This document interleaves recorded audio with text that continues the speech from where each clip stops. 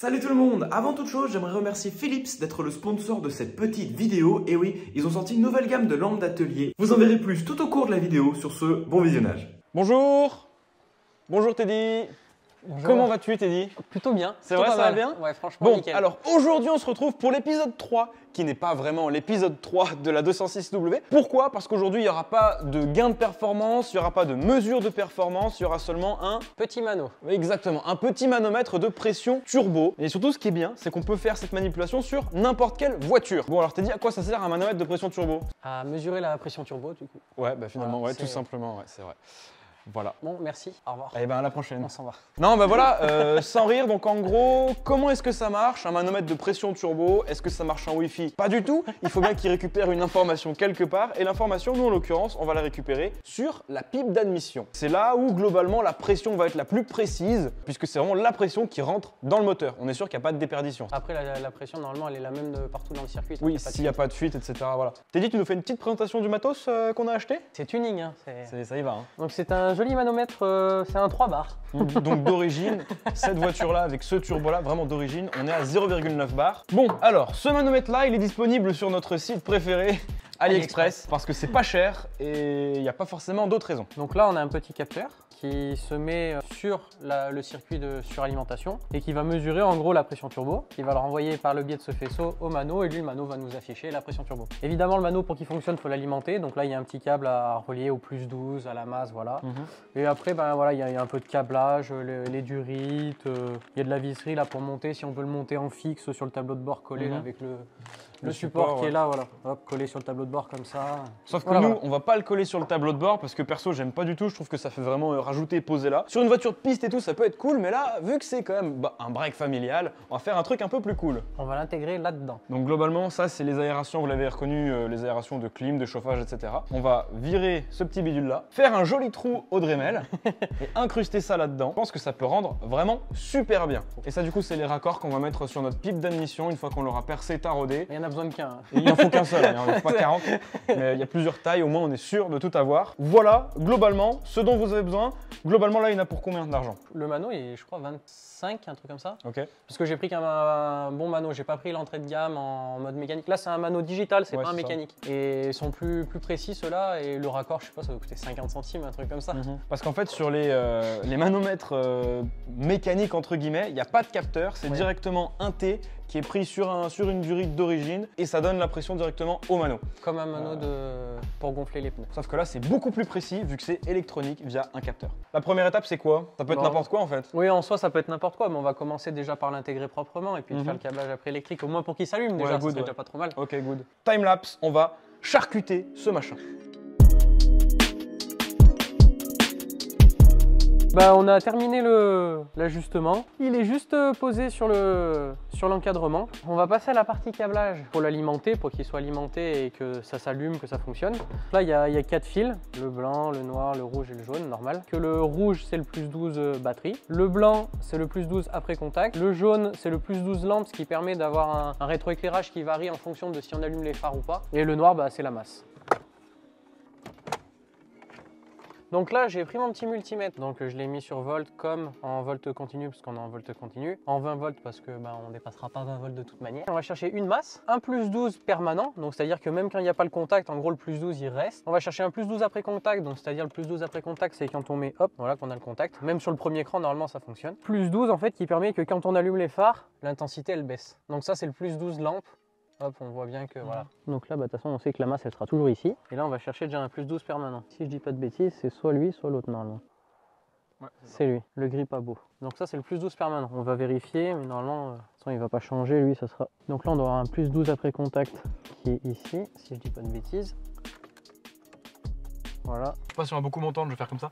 Oui. Le mieux, c'est de refaire les tests sur votre voiture pour être sûr que c'est bien pareil. Parce que peut-être d'une voiture à l'autre, les faisceaux peuvent différer. Exactement. Donc c'est mieux de refaire le test vous-même avec un multimètre, sinon ça crame tout. On va couper chaque fil en ayant débranché la batterie au préalable, très important. Puis on va souder les fils de l'alimentation du mano dessus, on va mettre un petit peu de gaine thermo pour faire propre et on la fera passer, donc ici on va la faire revenir et il faudra faire une petite modif là sur le truc noir qu'il y a là. Dans lui en gros on reperce un petit trou là pour que le fil y rentre et en fait il arrive hop devant la grille là, parce que la grille après pour la démonter il faut juste mettre un petit coup de tournevis et voilà. Même pas, regarde, on peut faire comme ça normalement. Tu tiens bien le truc, Voilà. Oh, putain, toi, t'as plus l'habitude que moi. Hein. T'as vu? Ouais, je fais du tuning. Voilà, donc là, on va bien voir. En gros, moi, je perce un tout petit trou ici, juste pour que le fil remonte, et voilà, on alimente le mano là. Du coup, on n'a pas dénudé le jaune, parce que bah, pour l'instant, on n'a pas envie de se prendre la tête à chercher un plus après lampe. Mais globalement, il y en a sur cette prise-là. Il y en a un sur cette prise-là, il me semble. Puis de toute façon, sur le compteur, il y en a sur le compteur forcément. aussi, ouais, exactement. Donc celui-là, ce que je vais faire, c'est que je le replierai sur lui-même et je mettrai une gaine thermo pour l'isoler. Hop, faut couper la masse. Bon, ça paraît évident. Hein. Ouais, la masse est facile à trouver.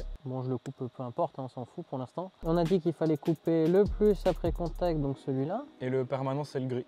Exactement. Coupe pas trop court. Hein. De toute façon, on va les raccorder quand même, sinon Oui. l'autoradio ne s'allumera plus. Mais pas se faire chier pour y ressouder, quoi, je veux dire. Ah non, ça va aller ça. Ça fait penser au câblage d'époque avec des dominos pour les feux, pour les autoradios Noroto. Oui, c'est vrai, ouais. Et ils sont tous dénudés, les 6 du coup. Donc là, on les étamise tous et après, soudure sur le faisceau du mano. Exactement. Donc jusque-là, c'est vraiment pas compliqué. Après, vous pouvez très bien mettre des dominos. Hein. Avec des dominos, ça fonctionne aussi. Hein.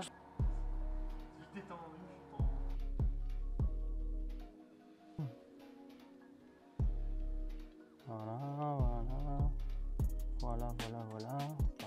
Bon, on verra si ça prend feu maintenant. On le branche, on le branche tout de suite pour voir s'il prend feu ou... Ah ouais, on peut le brancher tout de suite, ouais. Non, on va vérifier quand même. Ah ouais, on va vérifier quand même. Allez, je vais remettre la batterie et on vérifie. Donc là, on a bien 12. Coupe le contact pour voir si on a toujours 12. Hop. Oui, donc là, on est bien le 12 permanent. Donc bien le permanent, c'est pas trompé. Voilà, et là, donc là, normalement, c'est le plus après contact. Ok, donc je mets le contact. Le contact full. Deuxième contact, ouais. Ah ouais, 12, nickel. Ouais, c'est good. Parfait. Alors là, oui. Donc là, pourquoi il y a deux? C'est comme les Zenki, parce que vous me verrez, c'est quasiment une réplique du Zenki. En fait, il y en a un, on peut le mettre où on veut, et l'autre, en gros, c'est pour le repiquer sur son. Si on en met un deuxième à côté. C'est pour alimenter un autre mano. Ouais, je vois. Et le câble est fourni avec. C'est une rallonge, quoi. Ouais. Comme une multiprise.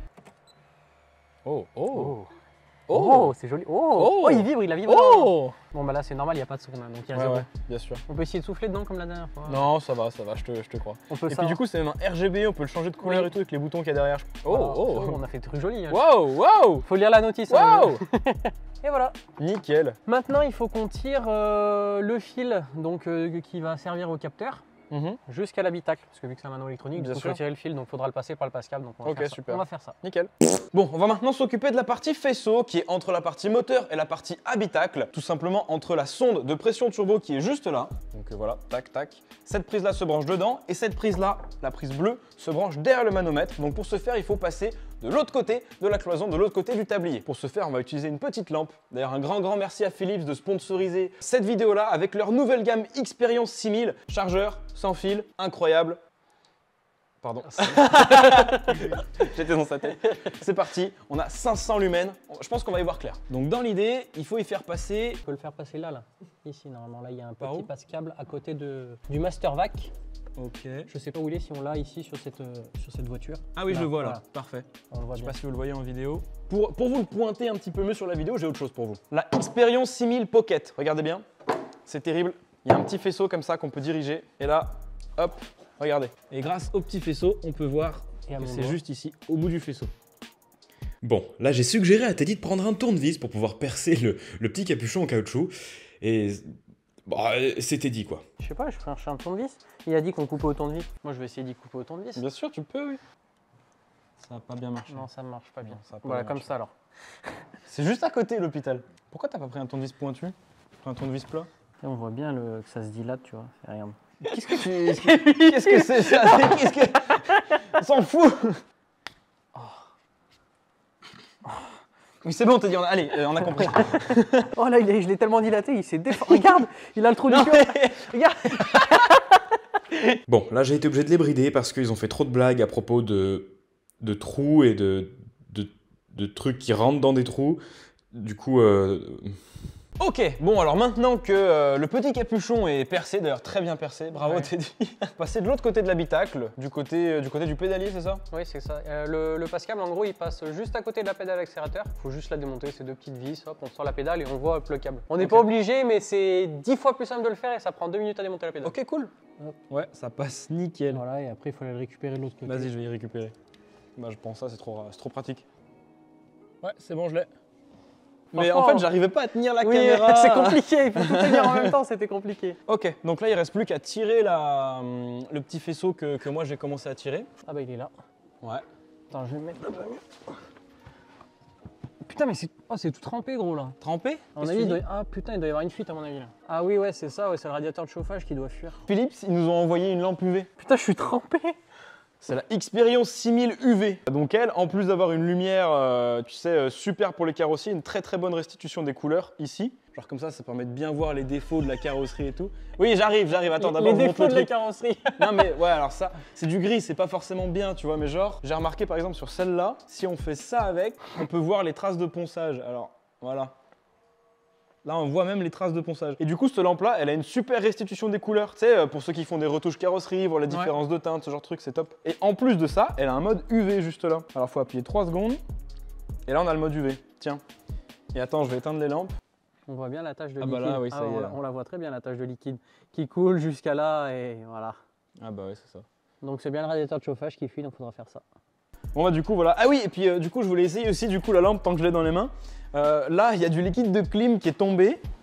Et normalement si... Ah oui. Oh putain. Ah oui. Tu sais, ça c'est quand j'ai entreposé tout ça là, le condenseur, tout ça là. Le condenseur il est jaune. Ouais. Mais regarde le compresseur là, c'est pareil. Bon ok. Bah voilà, c'était la petite aparté un peu technique de ces lampes là, mais franchement. Wow, puis, comment ça éclaire. Non mais en vrai c'est un truc de ouf, comment ça On éclaire. se croirait au cinéma, t'sais. Non mais laisse tomber. Regarde ça. Ah, on peut même faire des ondes du cinéma. Et attends, et il y a le mode 500 lumens dessus, regarde.